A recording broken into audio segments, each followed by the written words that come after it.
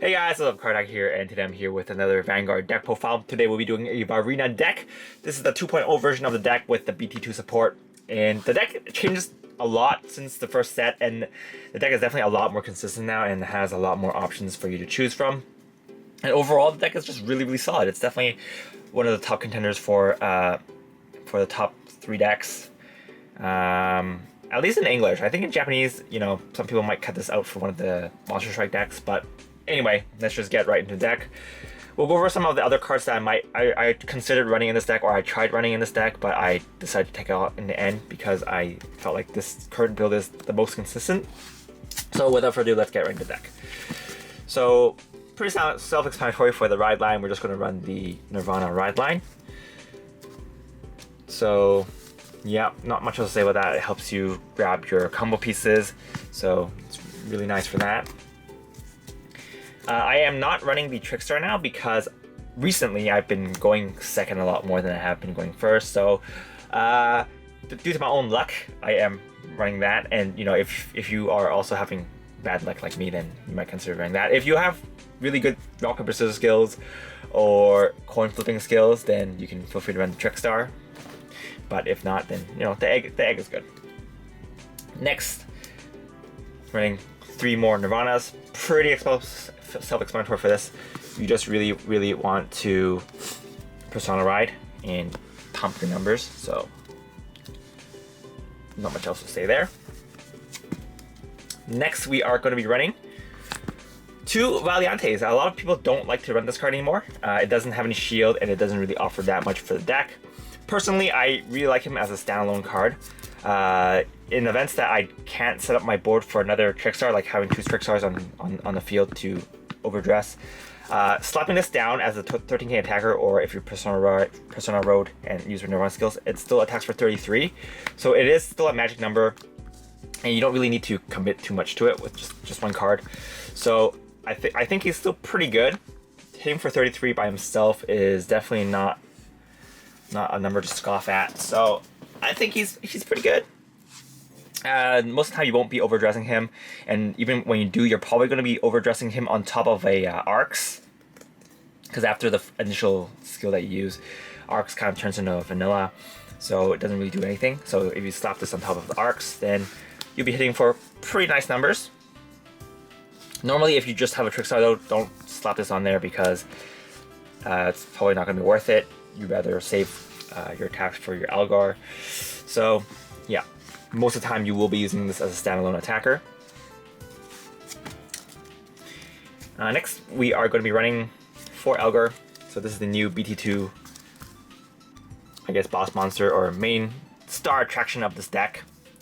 So it's got a few skills. One of the skill is an on-battle ride on top of a Trickstar, so you can restand it and countercharge for the small cost of Soul Blast 2.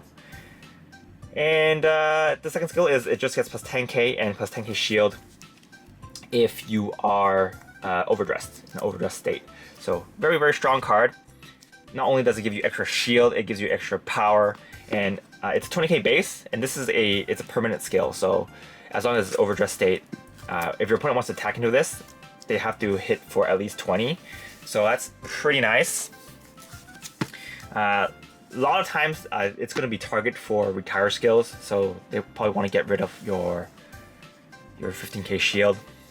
So be careful of that, but when they do that, you can just do it again, which is pretty nice.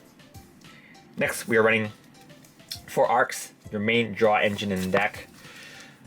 Very nice card to have early game when you use your ride chain and search for Trickstar. Most of the time you're just going to slap this on top of that and draw 2. So Arcs is still very important in the deck. Of course it turns into vanilla afterwards, but that's fine. You can either use it to intercept or slap a Valiante onto that if you're playing against a deck that doesn't have heavily retiring focus.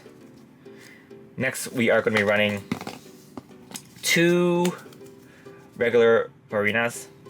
So Vairina is just here for your search targets. I'm running 2 because in events that you draw into 1 or damage check 1, you still have another one to search in your deck. If you are very unlucky and always end up damage checking and drawing both in your opening turns, then you can feel free to cut out a Valiante for another Vairina. Personally, I think 2 is fine for now. But yeah, really up to personal preference. Next, we're running 4 of the ditch fodder. When you ditch this from your hand, then you can put it into soul. You know, for ride deck turns or for Vairina plays, you are probably gonna, or your Nirvana plays, sorry, you're gonna have a lot of ways to ditch this from your hand. So it's the main way you can fuel your Elger skills. So very good. Next, we are running 3 Arunas. Aruna is here to help you swing for magic numbers with your Trickstar. She's very, very good. Originally I wasn't running her, but then on my turns with Trickstar, if I couldn't Persona Ride, it hits like a wet noodle. So I thought that this card was kind of actually important for your plays. Of course, she is really bad against Bruce decks because it's an extra attack for Leonard to hit. So if you're playing against Leonard decks, don't slap this out willy-nilly because she's going to die really fast and your opponent's going to plus off that. So when you do use this card, use it on the turns that you are planning to finish your opponent off.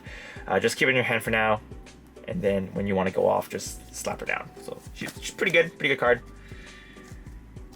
18k columns with Trickstar is not bad, definitely not bad. Next, we're running 4 Perfect Guards. Pretty self-explanatory. You just want to run Perfect Guards because they're Perfect Guards. And then next, we're going to be running 4 Trickstar. Again, if you want to run some extra space in this deck, you can cut out the egg for the Trickstar as a starting Vanguard. But personally, I think the Trickstar at 4, you can search for one, and then if you're lucky in your opening hand, you can grab another one. So I think it's not too big of a problem. Next for the triggers, we're running 1 of the Dragon Empire overtrigger. 3 fronts, 8 crits, and 4 heals. So you can also cut out an extra crit for another front if you want. Personally, I think hitting fronts is not as impactful as hitting crits. So that's why I'm running the crits more, but the extra shield in your hand does actually help a lot.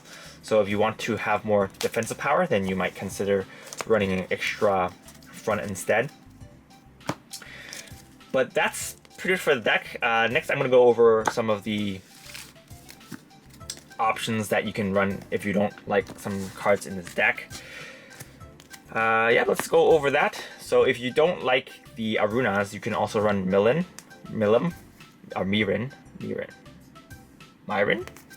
whatever she's called. This is the card from Festival Collection. I was running this in my previous Vairina build. She's still okay. She helps you get some soul during a battle phase, so that's not that bad. But I think her 6k base really makes her not as good as she could be. And yeah, she's still a decent card though. Like if you want to run more soul charging cards, then you can definitely run her over the Arunas. But I think Aruna does her job better at boosting, and your soul wise, I think when you Persona Ride and ditch your fodders, you'll get enough soul naturally. So there's that. Next, we're running Tensha's Dead. So this is here to help you fetch your Vairina for your Persona Rides. If you went to Soul, I would probably run this over Aruna, but since it retires itself, you know, that's not good enough. So I think I cut him off, and he also calls Counterblast, so that's also not nice. But if you want to guarantee your Persona Rides and also have a little bit of on-hit pressure, you can definitely run this also.